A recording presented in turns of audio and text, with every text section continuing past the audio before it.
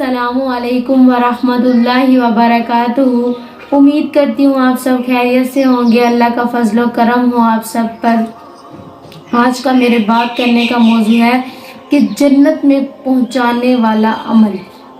ابن شروط سے روایت ہے کہ ایک صحابی رضی اللہ تعالیٰ عنہ نبی کریم صلی اللہ علیہ وآلہ وسلم کی خدمت میں حاضر ہوئے اور عرض کیا، یا رسول اللہ، کوئی ایسا عمل بتا دیجئے جو مجھے جنت کے قریب لے جائے۔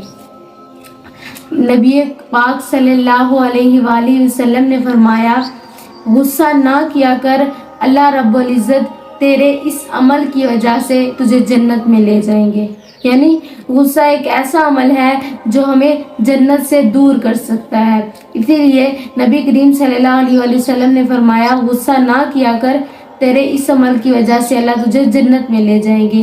یہ جواب صرف اس صحابی کے لیے نہیں بلکہ پوری امت کے لیے تھا۔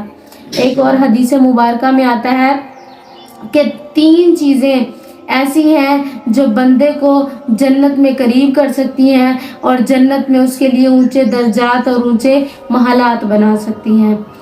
اب دیکھیں وہ 3 چیزیں کون سی ہیں۔ نمبر 1، جو تجھ سے تعلق توڑے تو اس سے تعلق جوڑ۔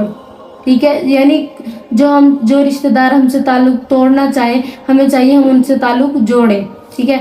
نمبر 2، جو تجھے محروم کرے تو عطا کر اسے۔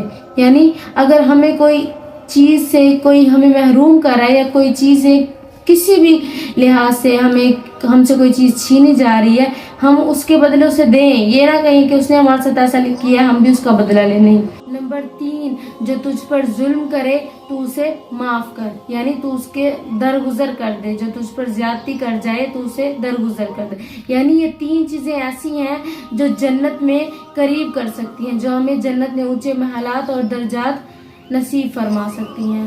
میری اللہ رب العزت سے دعا ہے، اللہ ہم سب کو ان تینوں باتوں پر عمل کرنے کی توفیق عطا فرمائے۔ میری آپ سب سے یہ گزارش ہے کہ میرے چینل کو سبسکرائب اور ویڈیو کو لائک ضرور کر دیجیے گا۔ آپ کا بہت بہت شکریہ۔ خدا حافظ۔